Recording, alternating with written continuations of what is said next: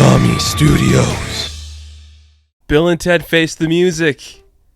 I love this. I'm going to say it right at the beginning here. I really like this movie.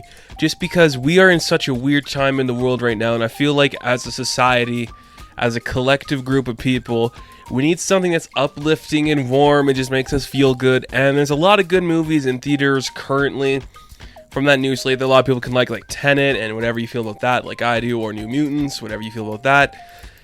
But Bill and Ted Face the Music is just a nice, relaxing film that feels like an old friend coming back. And I think that's like the nicest compliment I can give it, because when you do a property like this that existed in the 90s or the 80s and you come back 30 years later, one of two things will happen. It's either feels weak, like a cash grab, like a lot of stuff we've seen before, or it's going to be something really charming and delightful. And that's what this was. This was a great follow-up to those original movies back in 89 and back in the 90s. Like, this was a great follow-up. It just feels like these are the characters. This is where they progressed. They never really got out of this adolescent kind of stage where they were in when they were in their teenage years, and now here they are as grown adult men with wife and kids, and they can't really figure out how to be the heroes they're supposed to be.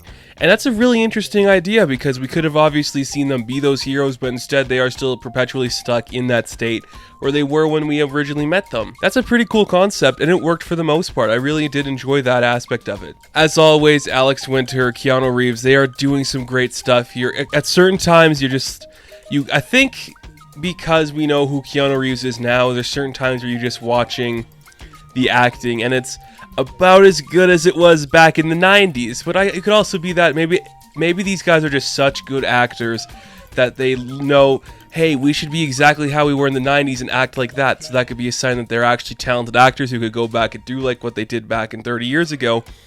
Or they're just like, let's make this movie, we'll have fun. We're not going to worry too much about like the hardcore emotional scenes. We're just going to have fun, and it's going to be a light movie.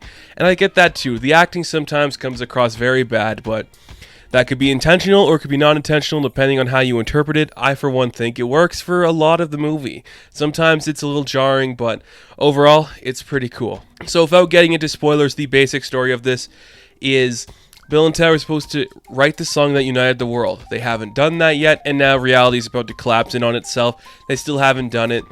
So it's kind of a story of like, oh, can they write the song? And if they do, how are they going to do it? Are they going to travel around seeing if there's any incarnations of themselves that have it? Pretty much the plot of the story. It's really good. It's really enjoyable. It feels, like I said, it feels like a follow-up to those classic films, and I think that is a very important thing.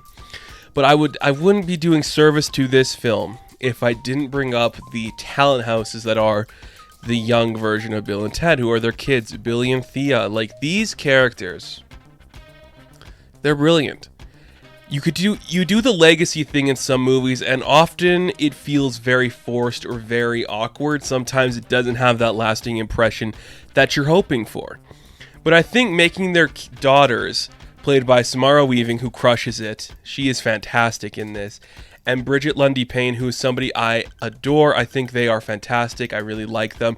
I hope they are the next big actress, or just actor, because they are fantastic. And Samara Weaving too, she is great. Those two actresses playing their daughters, fantastic stuff, because they feel like Bill and Ted from back in that classic era, but in a modern setting. They have modern tastes in music, they understand modern things, but they're also like, classic rock's the best, bro. It's just a really great thing. And that legacy of those two actresses kind of taking up the mantle of what Bill and Ted are supposed to be, it works really well.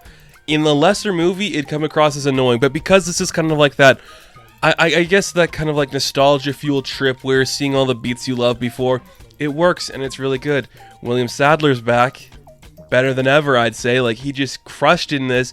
Everybody did a good job in this. Of course, Rufus wasn't here, sadly, but there were some decent replacements. Of course, the talents you get to take up the role of Rufus won't have the same impact as it does seeing George Carlin, but we got what we got, and I didn't hate it, and I'm good with that. Like, I didn't want to go into this with a bitter attitude, so just seeing what we got and what it was really surprisingly fun, and I had a smile on my face the whole time. This is the kind of movie that I wish they put in theaters, just because I think it'd be the nice, lighthearted tone people really want to see.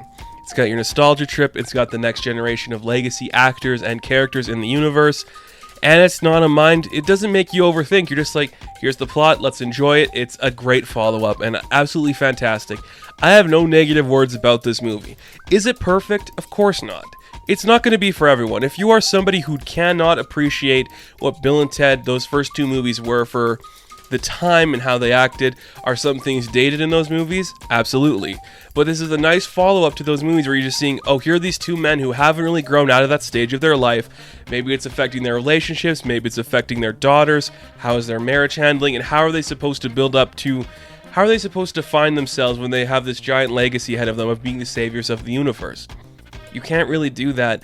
And just how it portrays that idea is very well done. And if you are someone who hated those first movies, you're probably not going to enjoy this. But if you want to watch a nice, relaxing film with some nostalgia memories that you experienced before, I think this is the one for you.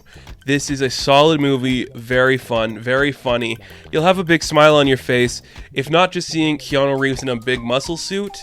You'll have it for Alex Winter returning, you'll have it for William Sadler returning, you'll have it because their kids are entertaining, and Kid Cudi's here for some reason.